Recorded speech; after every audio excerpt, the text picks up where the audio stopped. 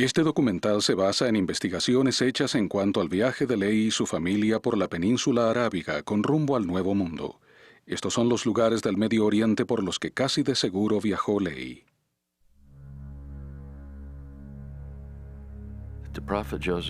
El profeta José Smith dijo una vez a sus colegas: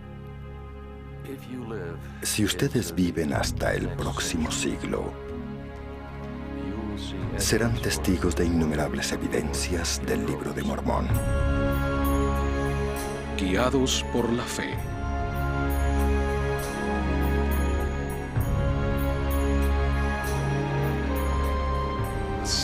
El relato del viaje de Lehi y Saría comienza aquí, en Jerusalén.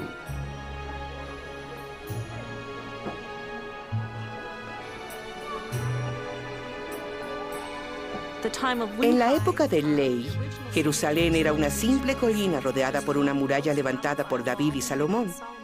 Tal vez Lehi recorría sus calles a diario y en ellas encontraba a muchas personas conocidas. El templo era un lugar importante donde la gente iba para ofrecer sacrificios y oraciones. Este estanque data de los días de Lehi y Saría y era una fuente vital de agua para la ciudad. Quizá una de las tareas de Saría era recoger agua todos los días para su familia. Las aguas del manantial de Gihón, en Jerusalén, pasan por un túnel y llegan hasta el estanque de Siloé. Lehi y Saría seguramente conocían este lugar y venían a él. Tal vez ella oía aquí a la gente hablar de las cosas que Lehi hacía y decía. La familia de Lehi era próspera de diversas maneras. Tenían rebaños, una casa en Jerusalén. Tenían lo que llamaban una tierra de su herencia, de su propiedad. Y tenían bienes como plata, oro y objetos preciosos.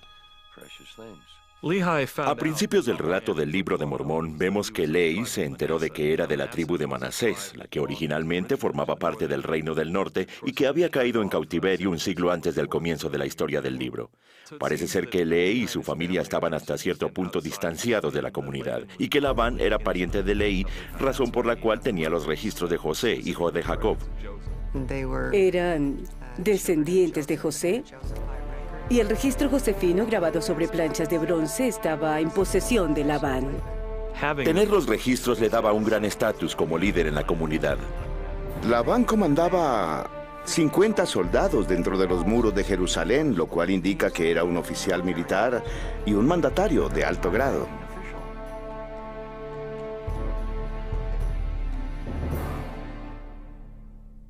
Jerusalén atravesaba un periodo realmente difícil. Aun cuando Jerusalén, en tamaño y poderío político y militar, no era demasiado, su presencia en asuntos internacionales era relevante.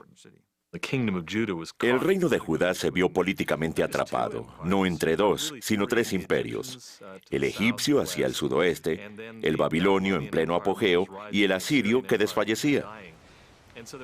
Así que había grupos en Jerusalén que decían que la seguridad de Judá se garantizaba si se sujetaban a los egipcios. Otros preferían ir con Babilonia. Y hasta había quienes se inclinaban hacia los asirios. El problema político fundamental de Judea era ser un país pequeño, acuñado entre superpotencias en estado de guerra entre sí, que usaban a este país como campo de batalla. Las diferentes facciones en Jerusalén competían por una buena posición. Jerusalén estaba atrapada y le resultaba difícil determinar con quién forjar una alianza.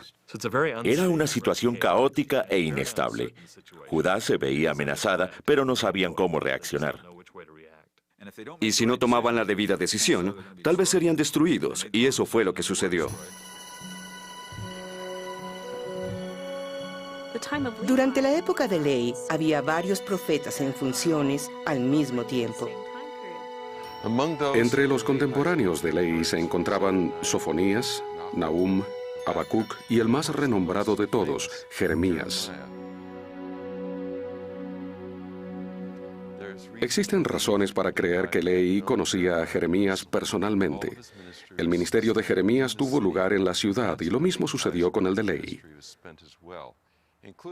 Entre los profetas de esos días se incluían los jóvenes que vivían en Jerusalén antes de ser llevados cautivos, como ser Daniel y Ezequiel, quienes habían crecido aquí hasta la adolescencia, pero que después vivieron como adultos lejos de este lugar, en Babilonia. Me inclino a pensar que los jóvenes Daniel y Ezequiel conocían a Nefi. Jerusalén era una ciudad relativamente pequeña, con unos 25,000 habitantes. La imagen que tenemos de la sociedad de Jerusalén en vísperas de la destrucción de Judá es de idolatría. Ese es uno de los temas más tratados por Jeremías, que la gente adoraba muchas otras cosas, además del Dios verdadero de Israel. Durante los días de ley se verificaron muchos cambios teológicos. Pienso que uno de ellos fue la tendencia de algunas personas de poner la ley por encima de las profecías y la guía espiritual. Jeremías también anhelaba que el corazón de la gente se suscribiera a un nuevo convenio. Ellos se apegaban a la parte externa de la fe, efectuaban sacrificios, observaban el día de reposo y hacían lo que era fácil de ver. La inmoralidad era galopante, y parece ser que Jeremías y Ley reprendían a la gente al ver que no vivían los mandamientos que les habían sido dados. No cumplían en lo más mínimo con la ley de Moisés. También abundaba en Judá la injusticia social, con una clase privilegiada anexada en muchas formas a Egipto. En este sentido, el caso de Ley es muy interesante porque resulta claro que él tenía tales vínculos con Egipto. Su familia provenía de ese tipo de alta sociedad. Era un hombre adinerado y educado. Pero a diferencia de otros en su clase social, rechazaba el depender de Egipto y eso es lo que llama la atención. Menospreciaban a las viudas y a los huérfanos. Oprimían a los pobres y no compartían sus bienes. Pensaban más en sus riquezas que en Dios y no vivían el espíritu de la ley que habían recibido. Las profecías de Ley consistían de dos componentes centrales. Uno, que la ciudad sería destruida si la gente no se arrepentía. Y dos, el tocante al Mesías. Ambas partes de su mensaje despertaron la ira del pueblo. Ley les decía que no esperaran que el Señor les amparara, puesto que habían pecado, y añadía que si se arrepentían, tal vez se salvarían. Pero ellos se preguntaban de qué debían arrepentirse. Ese era también el argumento de sus hijos, Lamán y Lemuel, quienes parecían compartir la opinión de la clase alta de Jerusalén, que se consideraba gente recta y buena, y que aseguraban que la ciudad no sería destruida. Dentro del contexto general del antiguo cercano Oriente, Jerusalén era muy vulnerable, aun cuando la gente solía confiar por demás en que Dios volvería a librarlos en el futuro, tal como lo había hecho en ocasiones anteriores. En pocas palabras, Jeremías les dijo que habían llegado a un punto en que ni siquiera el arrepentimiento iba a servirles de mucho, a menos que fuera drástico, que ellos confiaban en la protección que les ofrecía el templo, pero que el Señor les había abandonado e iba a permitir que fuesen castigados. Ley fue llamado en 597 a.C. y comenzó a predicar en el primer año del reinado de Sedequías. La gente se le oponía y finalmente la presión y las amenazas contra su vida se hicieron tan duras que el Señor le mandó que partiera. Ley llegó a un punto en que le quedaba solo una salida. No podía ir hacia el norte ni al este, donde estaba Babilonia.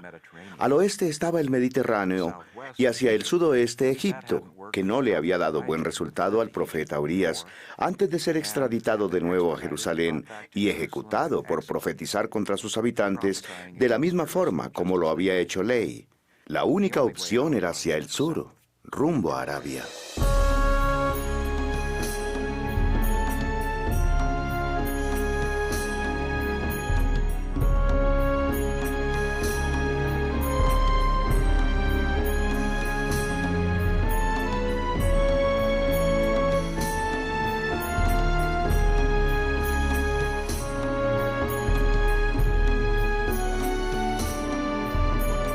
Una de las posibles rutas que Ley decide seguir es por Arad, donde aún hay ruinas de un templo. Contrario a lo que los eruditos han dicho por muchos años, que el único templo, el único lugar donde estas ofrendas eran aceptables, se encontraba en Jerusalén, ahora sabemos que había templos en otros sitios. Este era un santuario activo en la ciudad de Arad, comisionado primeramente en los días de Salomón, y este es el atrio de afuera. Detrás de mí están el lugar santo y el lugar santísimo, a cuyos costados vemos dos altares donde se quemaba incienso. A mucha gente le sorprende el que Nefi construyera un templo al llegar al Nuevo Mundo, argumentando que ningún judío devoto edificaría un templo fuera de Jerusalén. Pero de hecho hubo judíos devotos que lo hicieron y más de una vez, y es posible que Lehi y su compañía hayan pasado cerca de alguno de ellos. Uno de los aspectos importantes de la ley mosaica era que uno tenía que estar, por lo menos, a 3 días de viaje del santuario para poder ofrecer un sacrificio. Esa parece ser la razón por la cual Nefi deja en claro en su relato que él y su familia se habían alejado lo suficiente del santuario como para que su padre pudiera ofrecer sacrificio y aún así conformarse a la ley de Moisés. Cuando Lehi y Saría se dirigían hacia el sur, pasaron por las minas de Timna. Y más adelante, Nefi y otros miembros del grupo pasarían por ese lugar como mínimo 5 veces.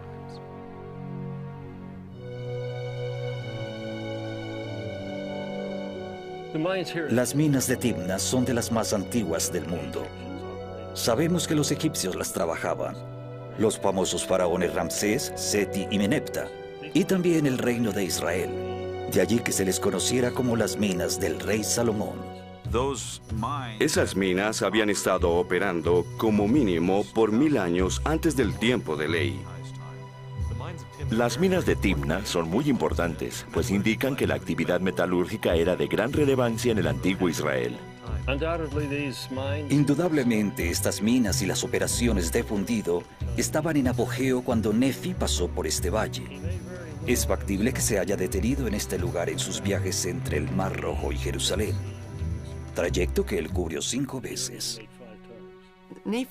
Puesto que Nefi vivía en Jerusalén, sabía en qué partes de la ciudad se encontraban los artesanos y es posible que haya tenido alguna capacitación en metalúrgica.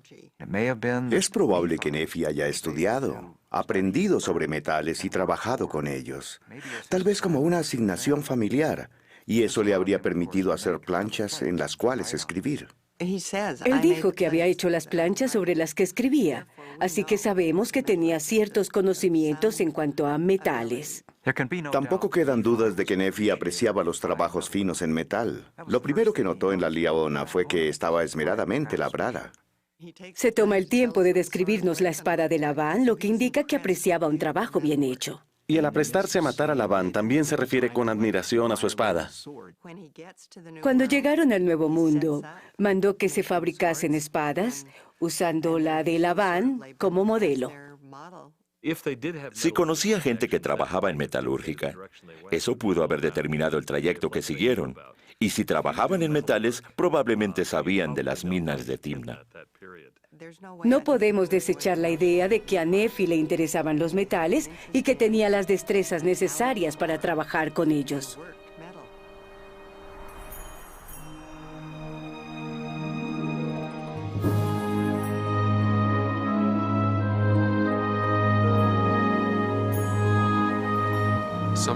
A unos 120 kilómetros al sur de Acaba, a 3 días de viaje a pie desde la ciudad, hay un valle o un cañón profundo que corta las montañas de granito que corren a lo largo del Golfo de Acaba.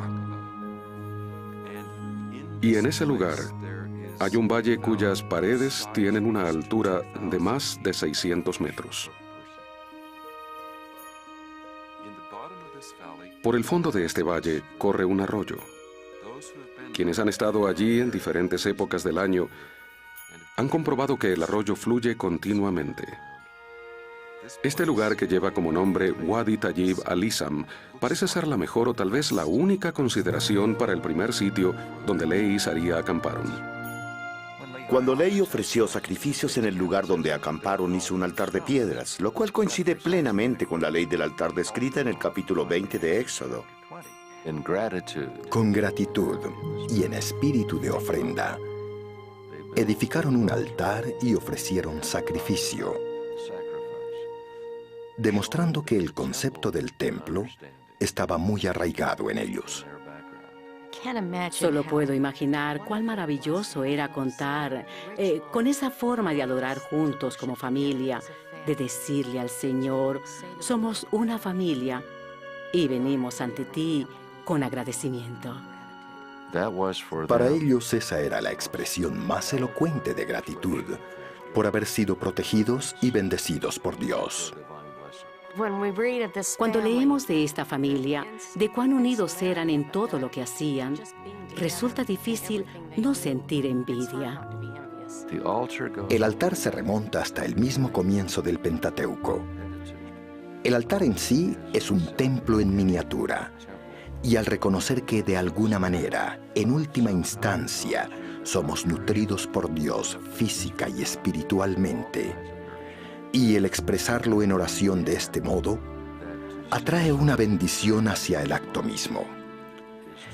Entonces, el participar en él no es simplemente comer, sino que es un banquete efectuado a la memoria del poder de Dios, el cual es acompañado por su Espíritu y se constituye en un acto sacramental.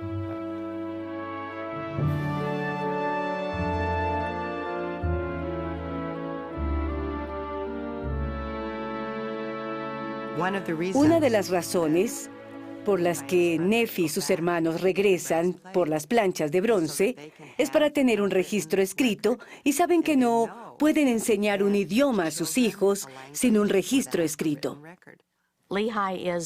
Lehi no es solo el profeta de esta gente.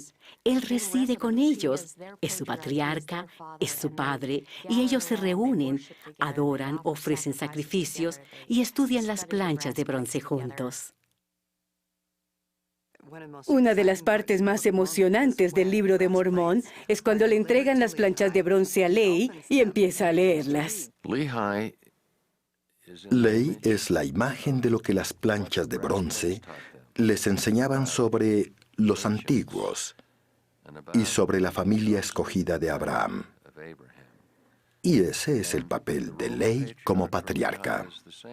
Y se emociona cuando comprende que puede leer su genealogía allí, que puede leer sobre sus antepasados. Ese era un registro de los josefitas, porque al fin de cuentas él era descendiente de José. Salían de Babilonia, o sea, de la confusión, de la oscuridad y hasta de la idolatría, dejando completamente atrás todos los remanentes de ello, literalmente abandonándolos. Eso se combina con el simbolismo de un renacimiento, precisamente lo que le sucedía a la familia de Lehi y Saría.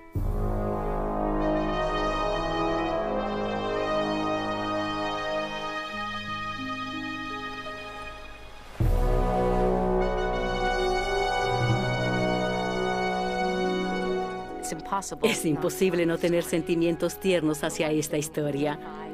Nefi da comienzo a su relato poniéndose a sí mismo en un contexto familiar. Como mujeres, nosotras estamos acostumbradas a tener que ponernos dentro de las líneas de estos relatos.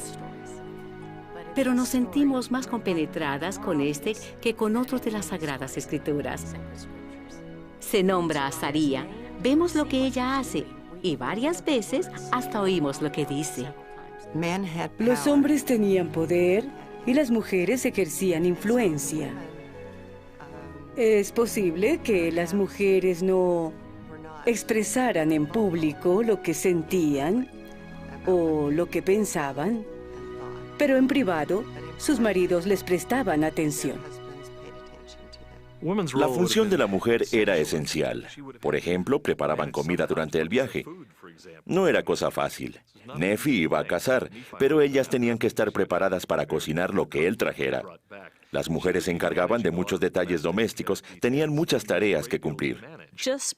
El solo preparar pan para una familia en esa época, separar el grano, limpiarlo, secarlo, molerlo, hacer la masa, hornearla, a una mujer del año 600 a.C.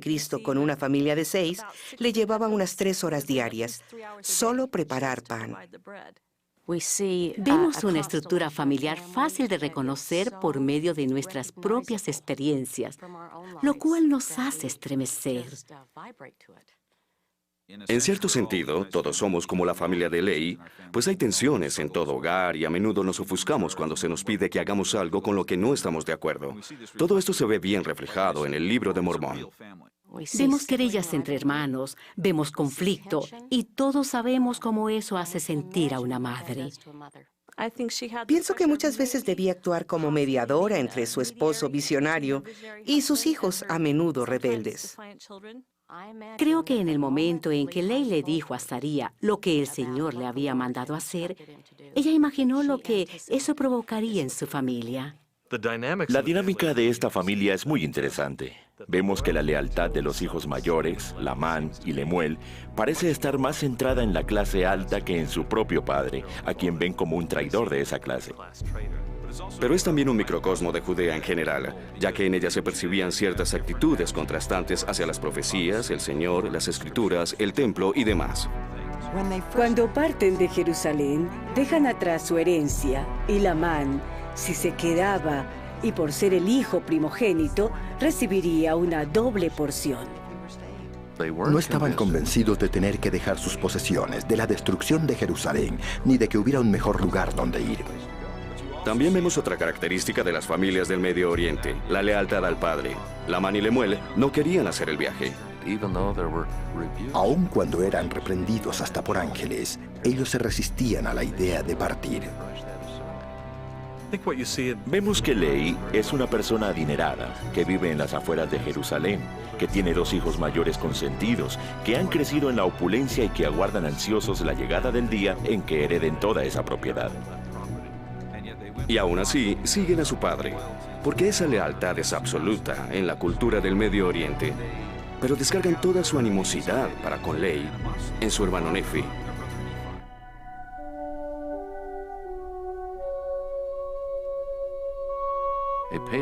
Un patriarca no solo anhela una posteridad numerosa, sino que, al igual que Abraham, desea que sus descendientes sean dignos y bendecidos por sus méritos.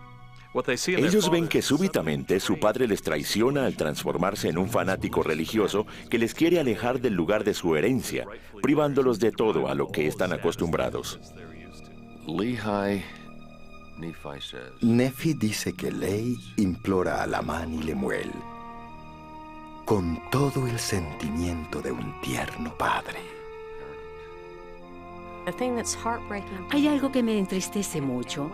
Yo conozco a mujeres que tienen hijos como Lamán y Lemuel, que hallan gran consuelo en el hecho de que aún mantienen una relación amorosa con esos miembros de la familia. Ellas dicen que pese a que esos hijos abandonaron la fe, igual les aman y pasan buenos momentos juntos. Pero en el caso de Saría, esa relación nunca existió, y eso realmente me da mucho pesar.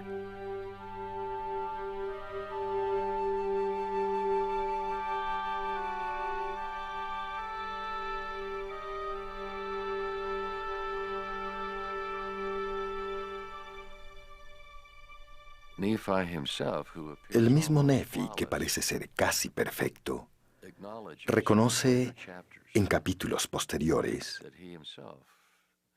que sufre por considerarse débil e indigno. Uno no puede menos que reconocer el valor de Nefi y su obediencia y devoción hacia Dios.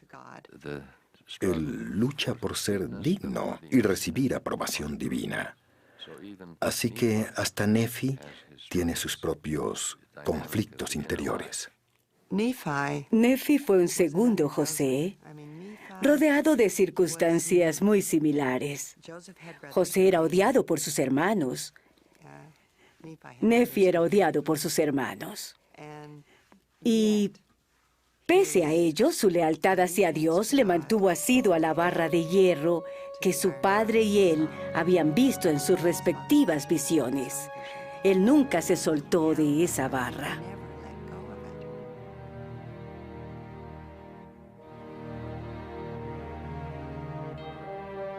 El libro de Mormón comienza con el relato de una familia, pero más precisamente con Lehi y Saría.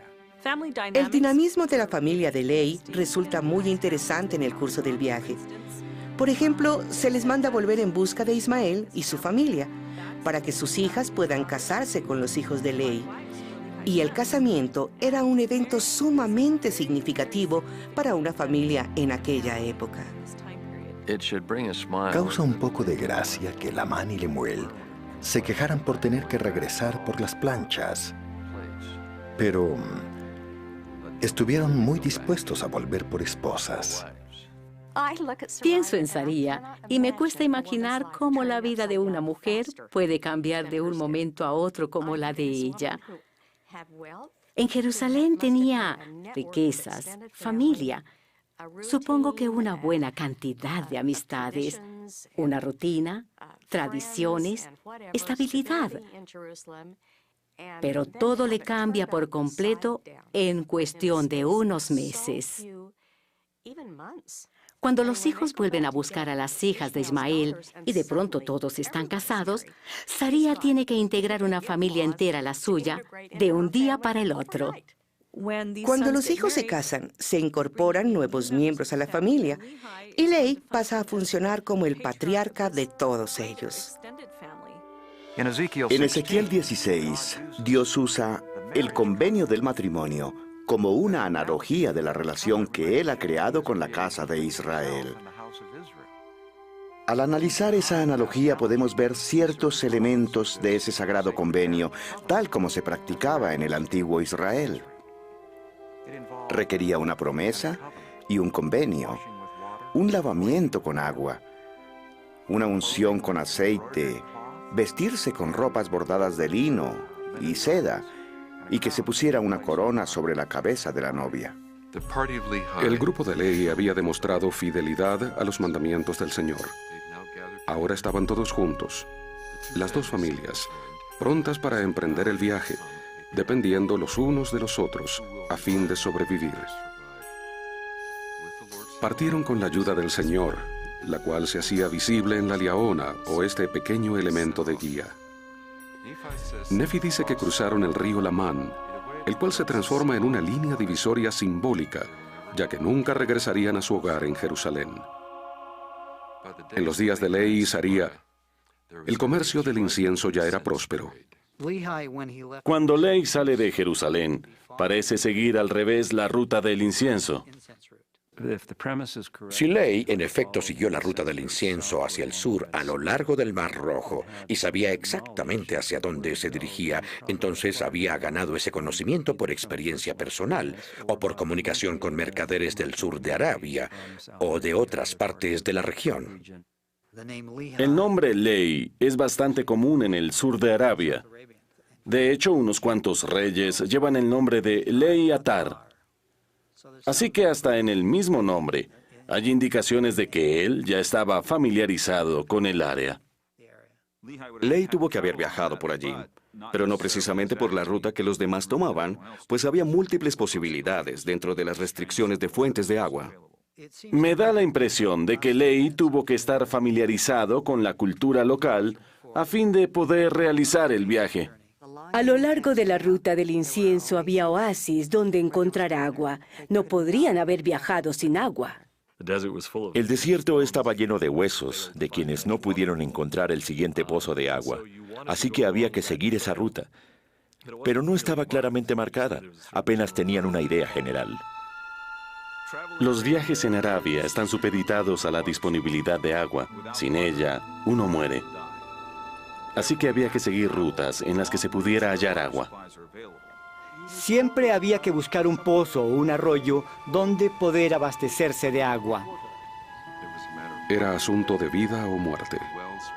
Los pozos estaban distantes entre sí, por lo que las personas debían estar en buen estado físico para hacer el viaje. Todo parece indicar que comienzan a lo largo de la costa del Mar Rojo, pero inevitablemente llegarían a las montañas. No sabemos si cruzaron por uno de los pasos establecidos o si la Leona los guió por otro camino.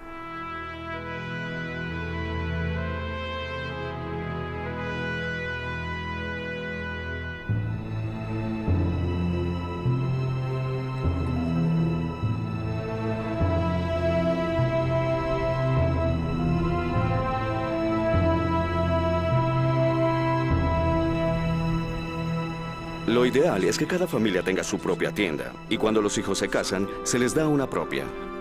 El diseño de las tiendas de pelo de cabra era quizás exactamente el mismo en la época de Ley que en los tiempos de Abraham. En la sociedad beduina tradicional, el vivir en tiendas ha sido el estilo más aceptable, ya que lo vemos a lo largo de los siglos ante cualquier condición. Las tiendas que Nefi tanto menciona cuando dice «y mi padre habitaba en una tienda», pienso que eran muy similares a las que usan los beduinos en la actualidad. El modo como confeccionaban las tiendas era muy interesante. Por lo general tejían pelo de camello o de oveja, formando estos largos paneles, y después los unían para hacer las tiendas. Y a medida que viajaban, las mujeres tejían en pequeños telares, creando estas largas fajas de tela que después unían y ataban para hacer nuevas tiendas.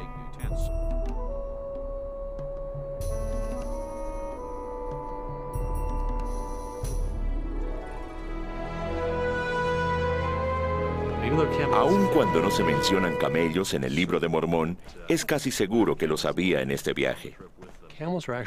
Los camellos son animales muy curiosos que en realidad no requieren mucha pastura o vegetación para alimentarse. Otra cualidad singular del camello es que puede viajar largas distancias sin comida. No tiene que comer todos los días. La joroba del camello es mayormente grasa y no agua, lo que le permite viajar por mucho tiempo sin necesidad de alimentarse. Entonces, cuando llegaban a un oasis en el desierto, pasaban un buen tiempo allí sin apresurarse demasiado, engordando a los camellos y dándoles bastante agua. Los viajeros descansaban lo necesario y después emprendían el viaje hacia el siguiente oasis. La mayoría de la comida y el agua requerida por Ley tal vez era obtenida mediante sus propios esfuerzos. Los hijos de Ley eran diestros cazadores y quizás se escondían en las montañas mientras acechaban a las presas. A lo largo del camino había muchos animales, especialmente cabras monteses y también ovejas. Además, los árabes solían comer carne de camello. Una de las más desalentadoras geografías de la Tierra la encontramos en el interior de Arabia. Ley y Saría dependían del Señor para atravesarla.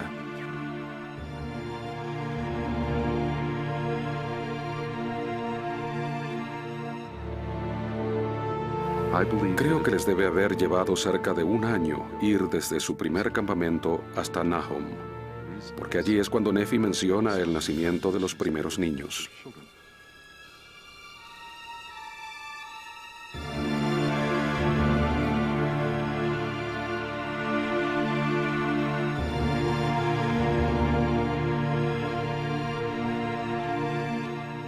Al leer el Libro de Mormón, sospecho que Ismael ya estaba enfermo o delicado de salud, y esa es la razón por la que la familia se detenía de tanto en tanto para descansar y para recobrar energías antes de proseguir con el viaje. Supongo que durante los viajes para comercializar incienso, mucha gente moría debido a los rigores del trayecto. No era para nada fácil. Y cuando morían, les llevaban hasta el lugar de sepultura más cercano. Ismael llega hasta este punto, pero finalmente muere. En Yemen, al igual que en otras civilizaciones antiguas, respetaban mucho a los muertos. Aquí sepultaron a Ismael y guardaron luto. Una de las razones por la que así lo hicieron fue porque él era un israelita, y el tener que sepultarlo lejos de su hogar les causaba mucho dolor. Se conocían lugares de sepultura a lo largo de la ruta del incienso. Me encuentro en este sitio de entierro en Nahum, descubierto en 1994. Quienes pasaban cerca de aquí y morían eran traídos para ser sepultados en este lugar, ya fuera que se tratase de yemenitas o extranjeros procedentes del norte, del Mediterráneo o de otro lugar. Las sepulturas eran pequeños montículos. Este lugar de entierro pertenece a la tribu de Nahum. Por seguro este lugar tenía un nombre antes de que llegaran, pues Nefi escribe en tiempo pasivo al referirse al lugar llamado Nahum. Esta es la región de Nahum. Es la tierra de Nahum, perteneciente a la tribu de Nahum. El nombre que se lee en 1 Nefi 16 es Nahum, que tiene algo que ver con consolar. En la antigua Arabia del Sur, las letras N, H y M tienen que ver con cortar piedra, y tal vez se refiere al tipo de trabajo que hacía la gente de esa tribu. Se supone que el nombre deriva de la raíz Nahama.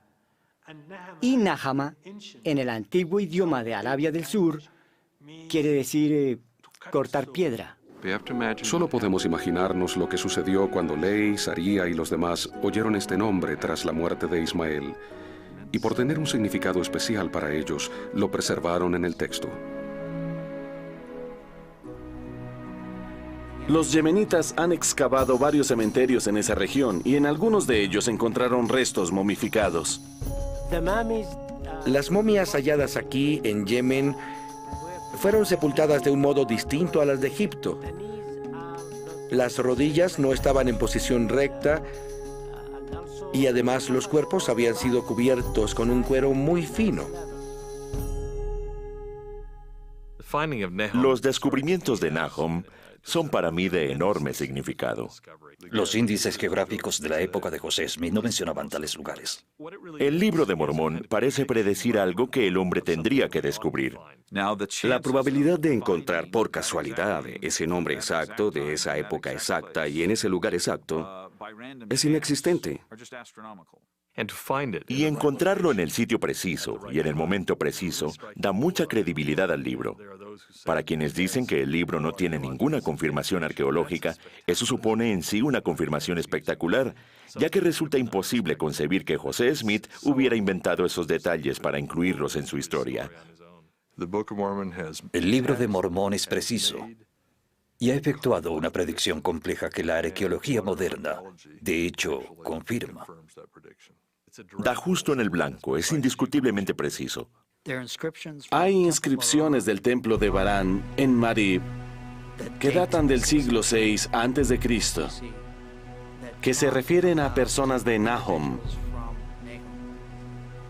Así que la región era conocida en la época de Ley, y así se le llamó en ese período. Los templos que fueron descubiertos son precisamente de la misma época de Ley.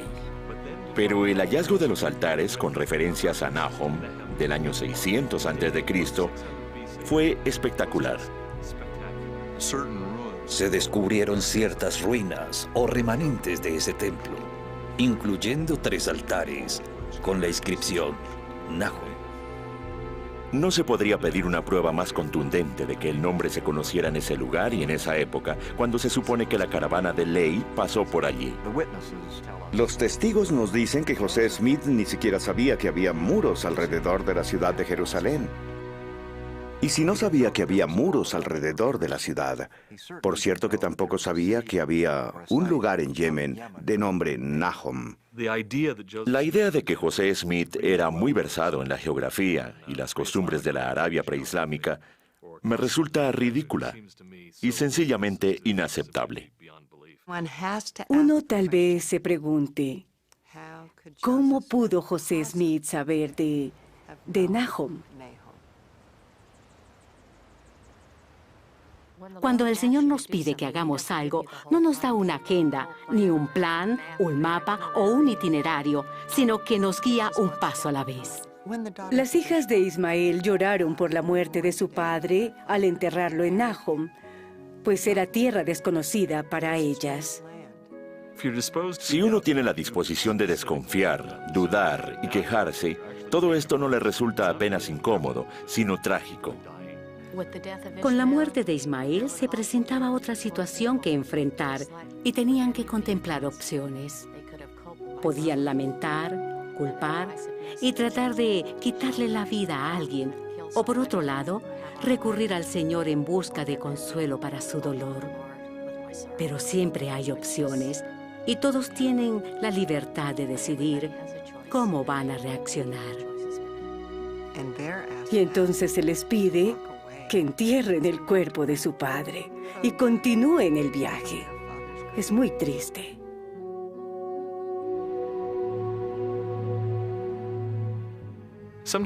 A veces tendríamos que ver las cosas desde el punto de vista de Lamán y Lemuel y de los hijos de Ismael. A nosotros nos resulta muy fácil decir, no deberían haber murmurado, tendrían que haber sido comprensivos. Pero, ¿cómo nos sentiríamos si se nos sacara de la comodidad de nuestro hogar y un visionario nos llevara al medio de la nada y tuviéramos que pasar por tan tremendas situaciones? Así que lamentaron sus pérdidas y tienen que haber sido momentos duros para ellos. Y después, el alejarse del lugar para nunca más regresar habrá sido muy difícil, pues sus mismas prácticas religiosas los sujetaban a las tumbas de sus ancestros.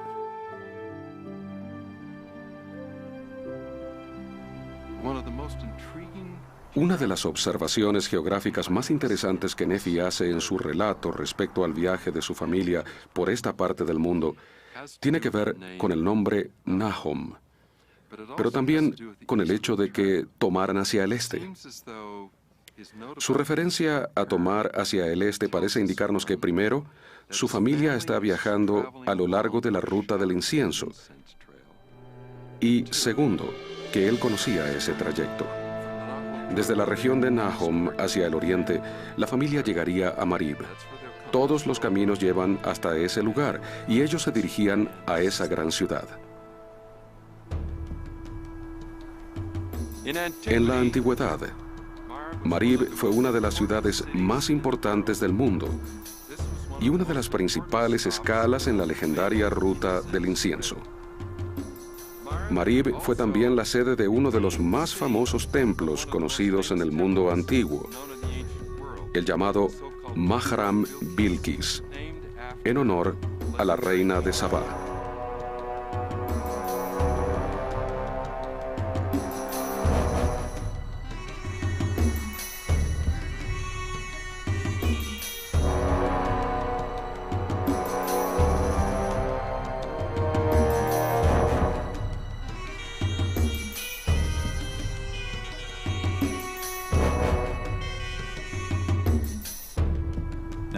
Marib llegó a transformarse en uno de los mayores centros urbanos debido a sus sistemas de embalses e irrigación.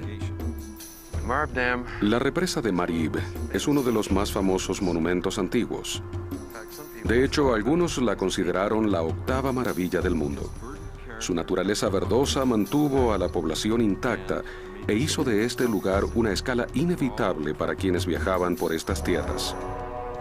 Resulta interesante preguntarse si Ley habrá pasado por Marib, un centro urbano tan importante en aquella época, ya que en el relato del Libro de Mormón no se hace mención a ello.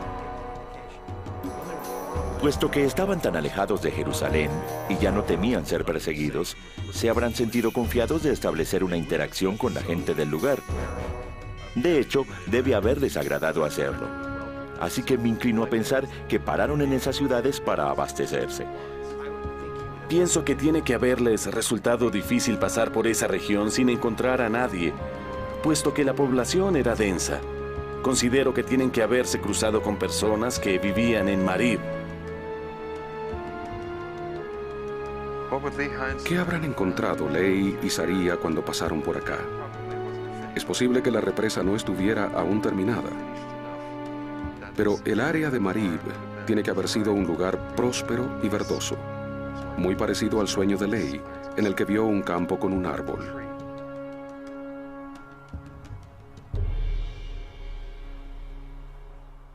En los días de José Smith, muy pocas personas, por educadas que fueran, sabían de la civilización que una vez floreció en el noreste de Yemen.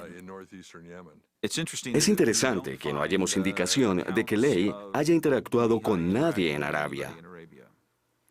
Pero sí leemos que él sabía los nombres de ciertos lugares. Eso implica que se enteraron de tales nombres al hablar con otras personas. Dudo que Ley haya hecho todo ese trayecto sin cruzarse con gente. No debemos pensar que se tratara de una región muy poblada, pero de vez en cuando tiene que haber encontrado a alguien. No es sino hasta cerca del final del viaje que trata de pasar desapercibido. Ley era diferente y tiene que haber sido reconocido como extranjero. Por razones de seguridad, evitarían en lo más posible tener contacto con desconocidos. Se pasa por muchos reinos y estados, muchos jeques, y también hay que pagar impuestos, además de hacer transacciones de ventas y compras con ellos. Los árabes de aquella época eran politeístas. Tenían una multiplicidad de dioses agrupados en algo así como clanes familiares. Ellos tenían su propio dios, al que llamaban Dulusamami, el dios del cielo, y él era el dios de las caravanas. Hay unas cuantas diferencias entre la cultura y las creencias religiosas de las poblaciones locales. Creo que Ley seguramente evitaría dar cualquier cosa que fuera ofrecida a otro dios. Para él eso habría sido contrario a la ley de Moisés.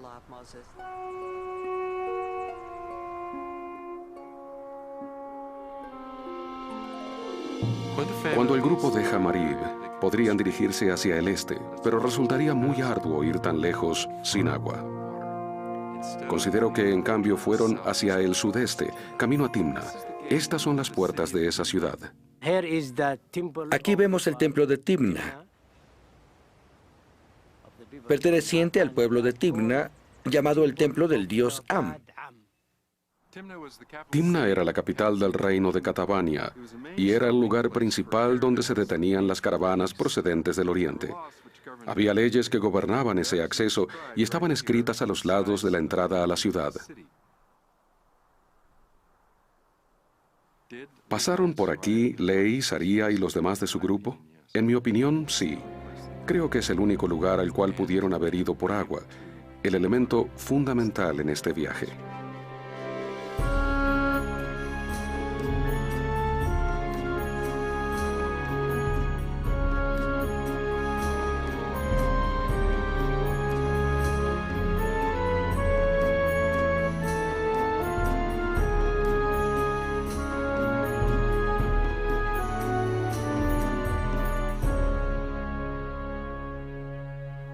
Esto es Sabwa.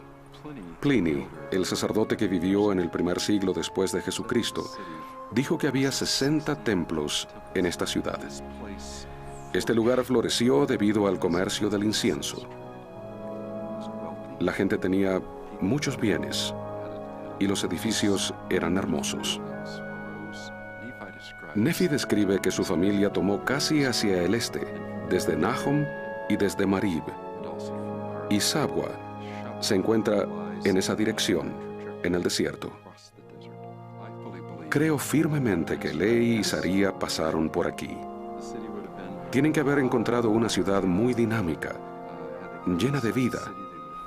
Y en ella seguramente tuvieron la oportunidad de refrescarse, de descansar y recobrar energías.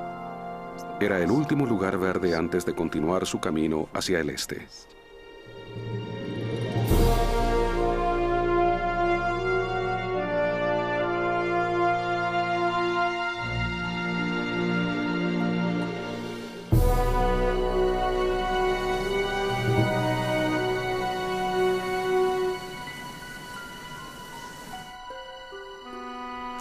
Apenas dejan Sabwa, se alejan de lo seguro, ya no están más a salvo y se internan en territorios inexplorados e inhóspitos. Esa parece ser la parte más dura de su viaje. No sé cómo eran las condiciones en Jerusalén cuando las madres daban a luz, pero supongo que serían mucho mejores que en el desierto. Nefi hace mención al valor de las mujeres. Cuán encomiable su esfuerzo. Cómo podían amamantar a sus bebés y caminar con vigor y sin quejarse. Si uno piensa en ello, es asombroso, pues se encontraban en la peor etapa de su trayecto y Nefi rinde tributo al valor de esas mujeres.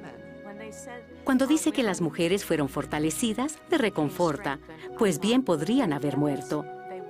No puedo ni imaginar las penurias por las que pasaron. Esas mujeres que viajaron hacia el desierto, algunas ya madres, entre ellas Saría, ante todo tenían que concebir y dar a luz, cargar a sus hijos en el vientre y en brazos, y todo ello en el abrasador calor del desierto. Cualquiera que haya viajado con niños bien sabe que lleva mucho más tiempo hacer cualquier tarea. Cada vez que Lamán y Lemuel hacen algo reprochable, tendemos a criticarlos. Pero si analizamos las cosas desde su punto de vista, vemos que eran buenos maridos, que sufrían, que protegían a esas mujeres a quienes les nacían niños. Era una situación difícil.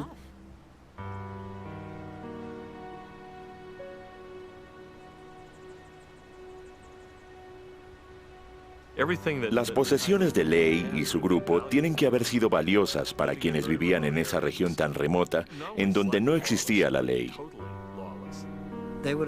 Tienen que haber pasado por una zona habitada únicamente por tribus, donde no había ningún tipo de control de parte de gobierno o estado alguno. Estas tribus vivían en un constante estado de guerra entre sí. Los enfrentamientos no eran continuos, pero estaban siempre a punto de estallar. Y si uno no pertenecía a ninguna de las tribus, era un intruso en ese lugar y no tenía ningún aliado que lo protegiera. Además, tenían camellos, posesiones, mujeres y otras cosas que llamaban la atención. Y el grupo era relativamente pequeño. Estaban en una situación muy vulnerable. Un grupo pequeño como ese era propenso a ser asaltado y tomado como esclavos. Eran obviamente de una religión distinta a la de la gente del lugar, así que se les miraría como extraños sin mayores derechos. Una de las cosas que mantenía el orden era la capacidad de vengarse si alguien les hacía algo. Pero Ley no representaba a una tribu, así que no tenía quien vengara su muerte, un robo o cualquier otro crimen. Estaba totalmente indefenso. Puesto que viajaban sin protección por ese vasto lugar, en ese momento el Señor determinó que no podían llamar la atención de otras personas. Así que tenían que pasar por allí de la forma más inadvertida posible. Ni siquiera podían encender hogueras. ¿Qué tenemos para desayunar? La respuesta, carne cruda. Cuando Nefi explica cuán orgulloso se siente de los viajeros, particularmente de las mujeres, indica que comen la carne cruda y dice que les resultaba dulce. Solo Dios puede hacer una cosa así. La Liahona se convierte en su guía cuando dejan la ruta del incienso y se internan en lo que se conoce como el cuarto vacío. Entran en una región en la que nadie, en su sano juicio, se atrevería a entrar. Es un lugar inhóspito en el desierto arábigo, en el que no se podría sobrevivir sin agua por más de 4 o 5 horas.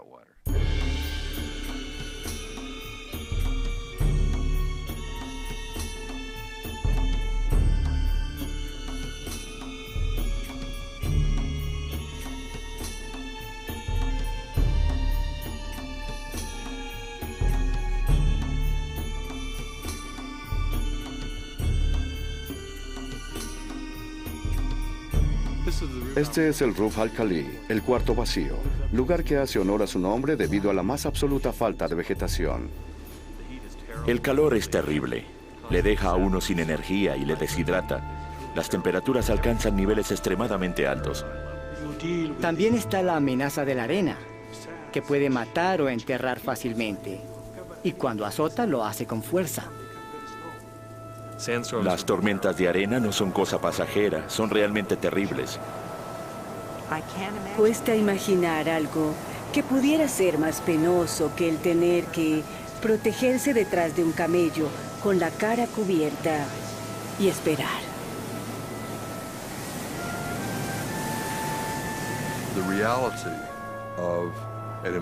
Para el lector moderno, es muy difícil comprender la realidad de un lugar permanentemente hostil. Pero a eso fue que tuvieron que enfrentarse Nefi y su familia, día tras día. En vez de resultar cada vez más llevadero, el viaje se hace progresivamente peor para ellos.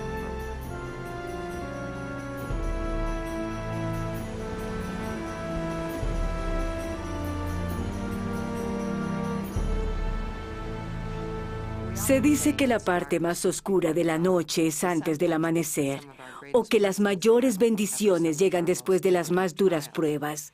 Y eso fue exactamente lo que les sucedió.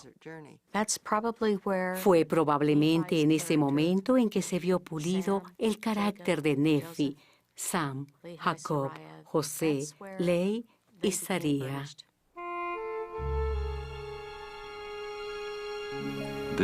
El cruce de este infernal desierto se vio plagado de aflicciones.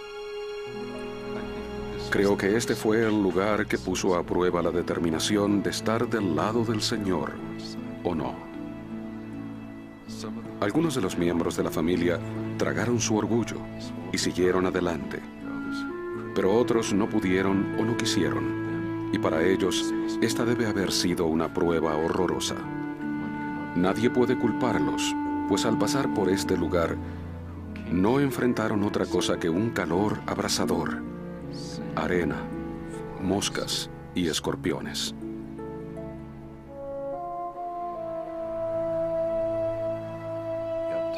Por otro lado, a aquellos que pasarían la prueba, Dios les había preservado y moldeado para que llegaran a ser un nuevo pueblo suyo.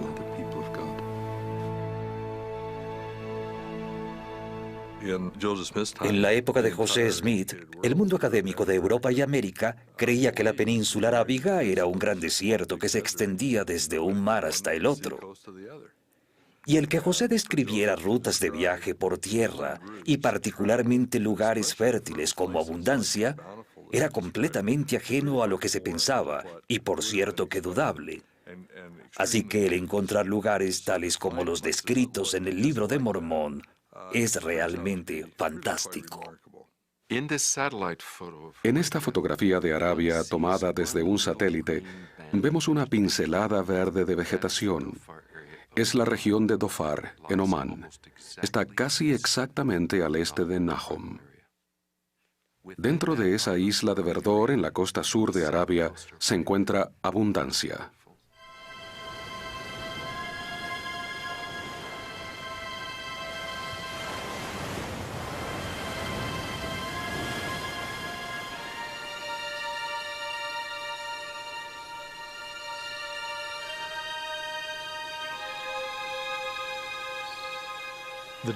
La región de Dhofar, en el sur de Omán, es única en la península arábiga, puesto que se trata de una foresta tropical. Una característica singular de esta parte de Arabia son las lluvias o las brumas que llegan en el verano. Fuera de estas costas, hay un cuerpo de agua bastante frío que brota en la superficie. Los vientos del monzón provenientes del Océano Índico arrastran una gran cantidad de agua. Así que cuando llegan a la costa, están cargados y son sumamente densos. Por consiguiente, no cobran demasiada altura, así que se intensifican a lo largo de esta escarpadura o este acantilado que se extiende por la costa. Al pegar contra las montañas, la bruma no puede sobrepasarlas debido al aire caliente que sopla desde el interior, el Rub al-Khali del desierto. Así que las brumas son bloqueadas y se estancan contra estas escarpaduras, descargando toda su agua. En contraste con todo el verdor de estas colinas, a pocos kilómetros hacia el otro lado está el desierto interior, y más allá el Rub al-Khali, el desierto seco. Es un lugar totalmente aislado, atrapado entre el desierto y el océano. No hay nada que se le compare hacia el este ni al oeste. Es realmente una isla de vegetación tropical única en la península arábiga. Cuando uno mira la costa sur de Omán, en esa región de Dhofar hay muy pocos lugares que puedan haber sido abundancia. Pero solo 2 de ellos se pueden realmente tener en cuenta. En el extremo oriental de Dhofar está Khor Rori y al extremo occidental está Wadi Saik. Este es Khor Rori, que lleva su nombre por la bahía que vemos detrás de mí, llamada Khor, en esta parte del mundo. Es un lugar atractivo por muchas razones, entre ellas, porque hay una especie de puerto profundo donde uno podría construir un barco alejado del viento y de la marea. En lo personal, entre estas 2 posibilidades, el Wadi Saik se ajusta más a la descripción de Nefi de abundancia que Khor Rori. Un wadi es un lugar donde un río proveniente de la costa pasa por las montañas. Cuando uno baja por ese wadi totalmente desolado, donde las rocas son mucho más visibles que cualquier vegetación, ve una distinción entre lo desolado y lo reverdeciente. Ellos deben haber visto forestas verdes que cubrían como un manto las colinas, las montañas que rodeaban la costa. Esa vista tiene que haber sido sobrecogedora para alguien que había pasado 8 años en ese cuarto vacío de la península arábiga. El entrar en una foresta tropical debe haberles resultado increíble.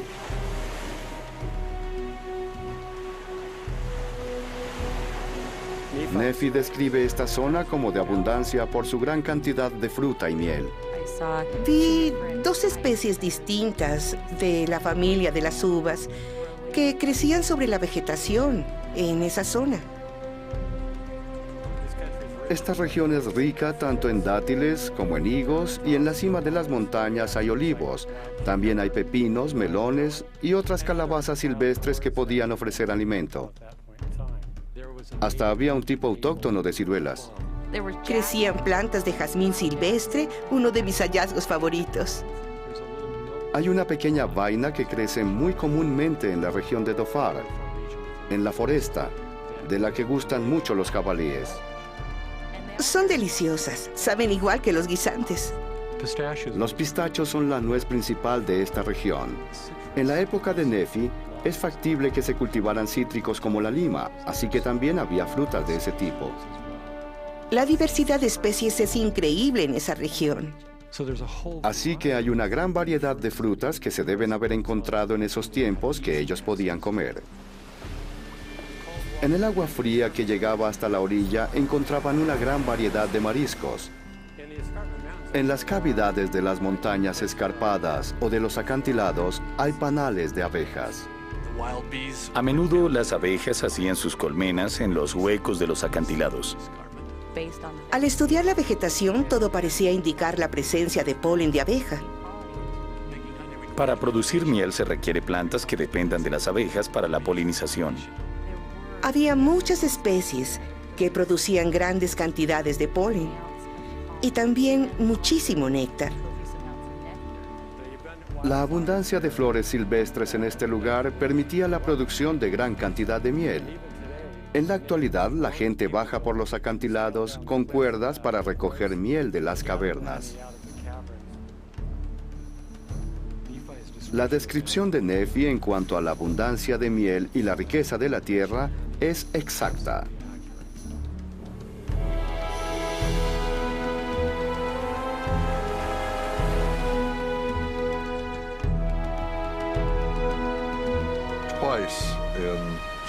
En el capítulo 17, Nefi menciona 2 veces este monte a donde él va a orar. Llevaría un par de horas llegar a la cima, pero es un lugar muy característico.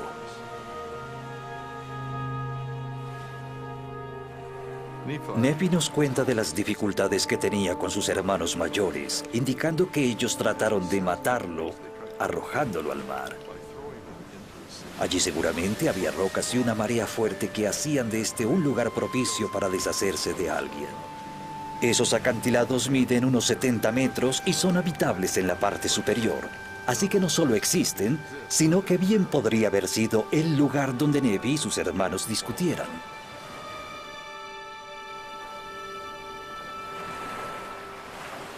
Abundancia no fue el final del viaje. No sabemos cuánto tiempo transcurrió hasta que el Señor le habló a Nefi, pero es claro que él deseaba que continuaran, lo cual hace que Nefi construya el barco. Las embarcaciones que sabemos que se usaban en aquellos días en esa región eran seguramente para navegar por aguas no muy profundas a lo largo de la costa, en vez de las naves más elaboradas usadas mar afuera. Una evidencia irrefutable de la navegación marítima en la costa sur de Arabia se encuentra en grabados en cuevas. No creemos que los escritos antiguos y los dibujos hallados de embarcaciones daten de menos de 2500 años. Estas son cosas que fueron grabadas allí hace aproximadamente 2 milenios y medio. Debemos recordar que en los tiempos de Nefi la mayor parte del comercio se realizaba por mar. Sabemos que el Señor le mostró a Nefi cómo construir el barco, pero tal vez él ya tenía conocimiento por haber observado la construcción de naves a lo largo de la costa de Israel, o quizás barcos que navegaban por el Mar Rojo. Quizás Nefi vio el tipo de barcos que se usaban, pero obviamente construyó una embarcación distinta. Tenemos que reconocer que Nefi tenía algún conocimiento sobre la construcción de barcos. Tiene que haber visto construir naves en sus viajes. Siempre me llamó la atención la declaración de Nefi de que no construyó su barco a la manera de los hombres. Debió verlos construir para notar la diferencia. El barco, desde el punto de vista tecnológico, era lo más avanzado que el hombre podía construir en esa época o en cualquier otra a lo largo de la historia. Tiene que haber sido una gran empresa para Nefi.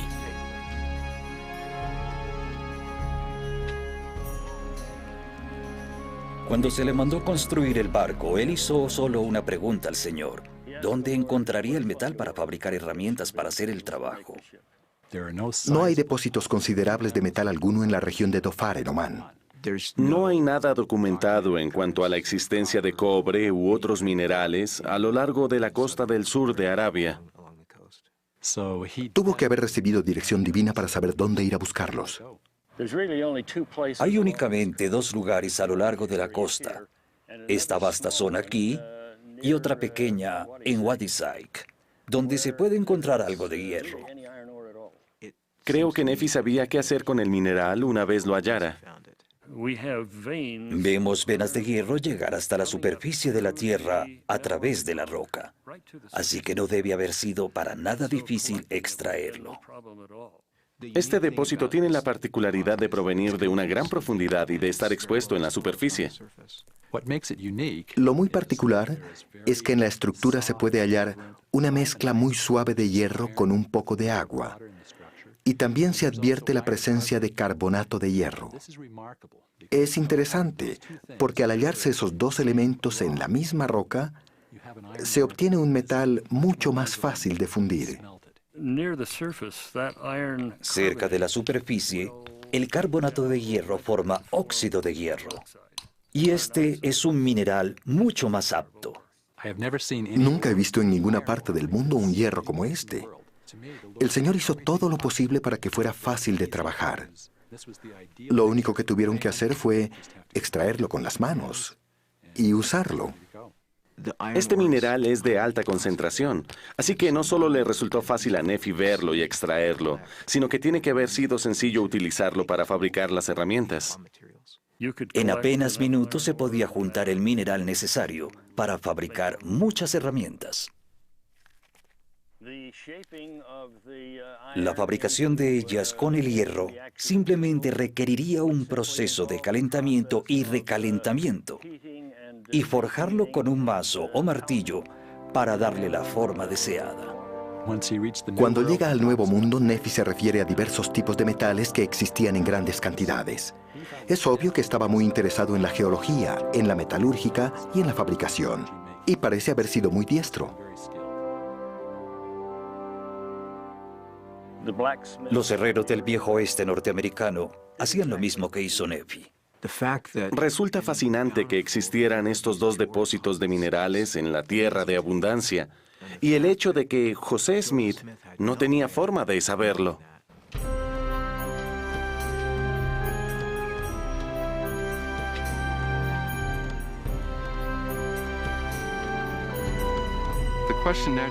Por cierto que surge la pregunta en cuanto a la madera para construir naves transoceánicas, la cual debía ser fuerte.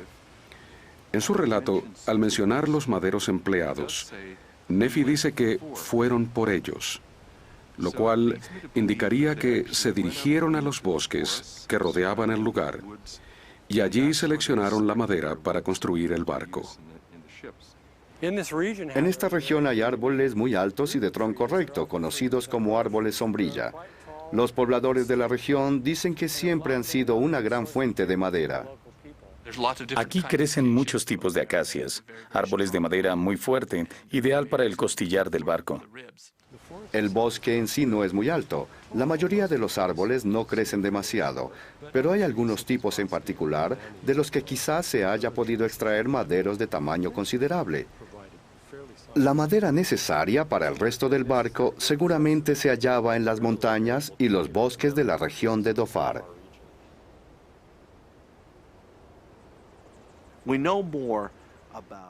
Sabemos más sobre cómo no era el barco de Nefi que cómo en realidad era, pues él dice que no fue hecho a la manera del hombre.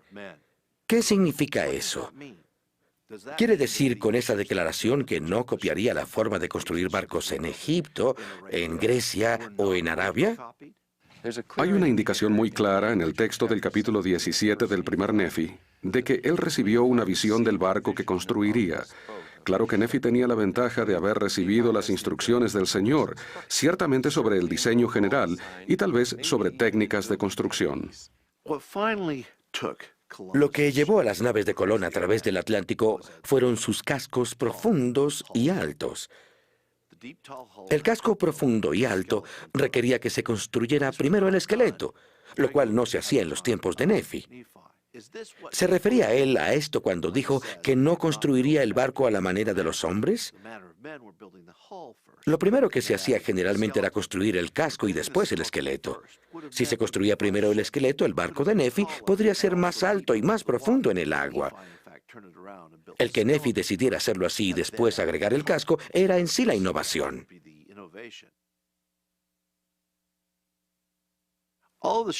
Todos los barcos de esa región y de aquella época contaban con un sistema de timón sencillo o doble que operaba por el costado inferior del barco cerca de la popa.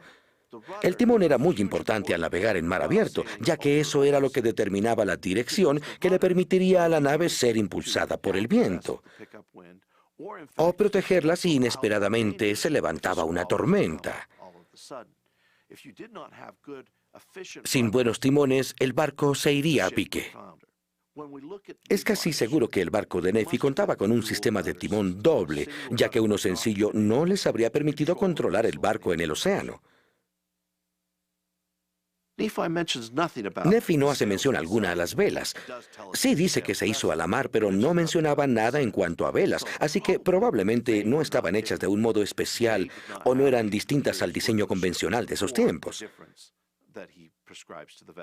El barco de Nefi debe haber tenido una vela rectangular grande.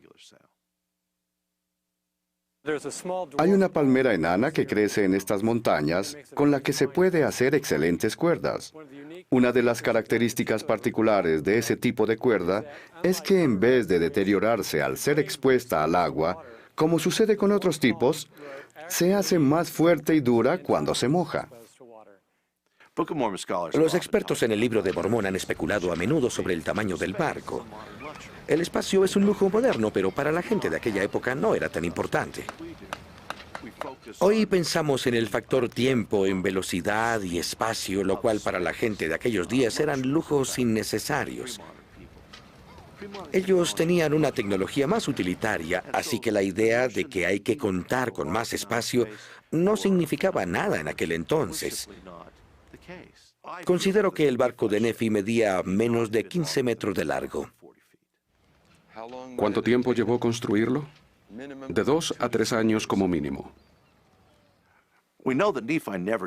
Sabemos que Nefi nunca dudó cuando el Señor le mandó construir una nave de ese tipo, pero sus hermanos sí estaban llenos de dudas, pues sabían que Nefi no tenía la debida experiencia como constructor de barcos. Una vez construida la nave, todos estaban impresionados, incluyendo aquellos que no habían querido ayudar a Nefi. Sabemos que al final, Lamán quedó admirado y felicitó a su hermano por el buen trabajo hecho en la construcción de la embarcación, lo cual indica que ésta debe haber tenido una apariencia magnífica.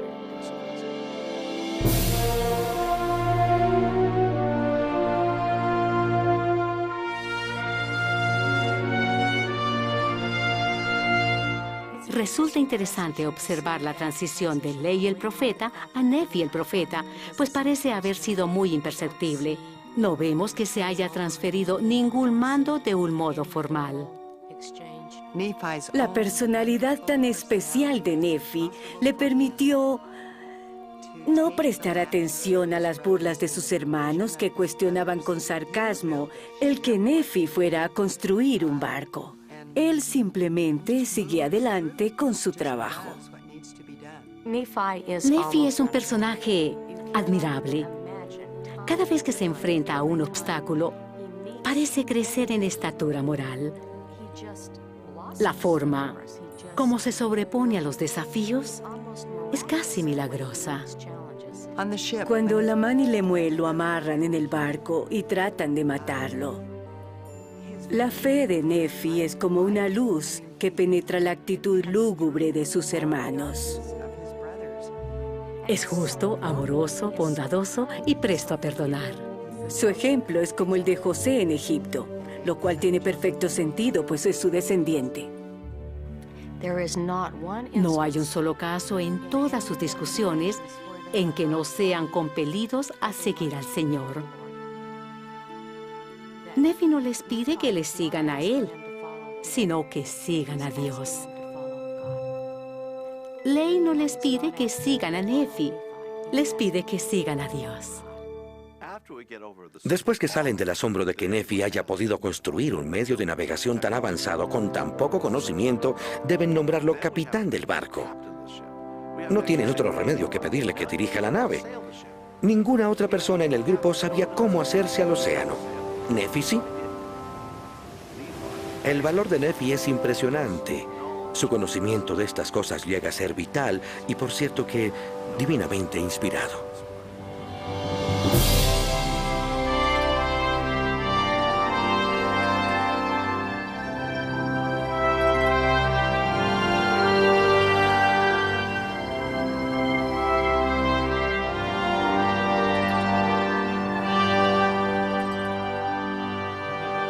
Cuando se alejan de la península arábiga, de la tierra de abundancia, si hubieran seguido el curso que otros navegantes árabes siguieron después, habrían ido directamente al este, por el Océano Índico, en medio de la estación de los temporales, con vientos del sur que viran hacia la India. Sin duda, Nefi se mantuvo cerca de la costa, algo que no era solo tradicional entre los navegantes, sino que se hacía por razones de seguridad y con el fin de reabastecerse. Llegan hasta un estrecho alrededor de Sri Lanka y continúan hacia la parte oriental del Océano Índico, hasta Tailandia y Malasia. El gran problema que tal vez enfrentaron tiene que haber sido la falta de agua. ¿Hicieron alguna escala en el viaje? Sí. Seguramente fueron a tierra para obtener agua y dejar que los niños corrieran por la arena. Es probable que hayan pescado en alta mar. El pescado es un alimento muy nutritivo que contiene mucha agua. Tal vez hayan recogido agua de las tormentas tropicales, pero eso no era muy confiable. Los barcos no se desplazaban con rapidez y era necesario que se reabastecieran.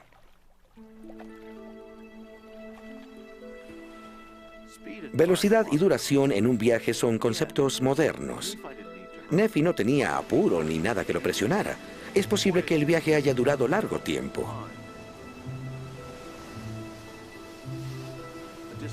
La distancia es extensa y se hace más larga aún al ir bordeando la costa en vez de viajar en línea recta, pero no había necesidad de acelerar. El lugar a donde llevaban los vientos del occidente causados por el Niño, por lo general, era al sur del Ecuador. Hawái está muy al norte. Fiji y Nueva Caledonia un poco hacia el sur son una buena posibilidad. También hacia la Polinesia del Sur, las Islas Cook, Tahití u otras de los alrededores son lugares a tener en cuenta. Después se lanzan hacia la tierra prometida y esa debe haber sido la parte más aterradora. Ahí es cuando aflora el valor y el arte de la navegación. No hay dónde refugiarse.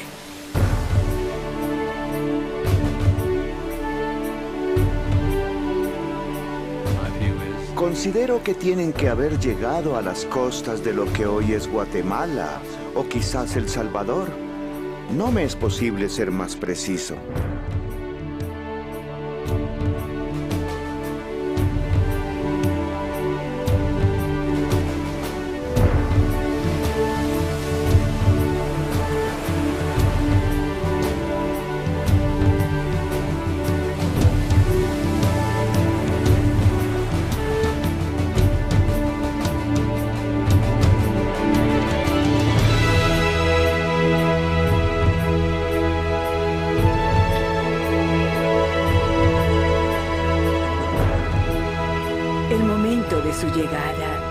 Tiene que haber sido indescriptible. Sabían que podían edificar templos y establecerse en ese lugar y vivir la ley de Moisés más plenamente que la gente del Antiguo Testamento. Allí podrían recibir al Salvador del mundo. Todos los que tenemos el Libro de Mormón estamos endeudados con Ley, Saría y su posteridad. Su relato y experiencias nos ayudan a hacer frente a los desiertos de nuestra existencia, a regresar al árbol de la vida que Ley vio. Todos vivimos dichas y pesares. Tal es la naturaleza de nuestra experiencia mortal. Y esa es la razón por la cual nos compenetramos tanto con lo que esta familia vivió. Aprendemos que debe haber oposición en todas las cosas, pero no nos doblegamos ante la tribulación. También hallamos inspiración y creemos en lo que el Señor dice, en sus promesas, y después hacemos nuestra parte. Como resultado de ello, recibimos grandes bendiciones. El mensaje espiritual del Libro de Mormón supera todo lo demás. Ese es el principal punto de enfoque y se basa en el Cristo resucitado. El Señor es el nervio motor del relato en su totalidad. Es imposible tan siquiera pensar en que un jovencito como José Smith pudiera inventar una historia tan fantástica como la del viaje de esta familia. Eso vino del Señor. Su testimonio final como ser mortal lo dio a los guardias en la cárcel de Carthage. ¿Y de qué testificó? Del Libro de Mormón.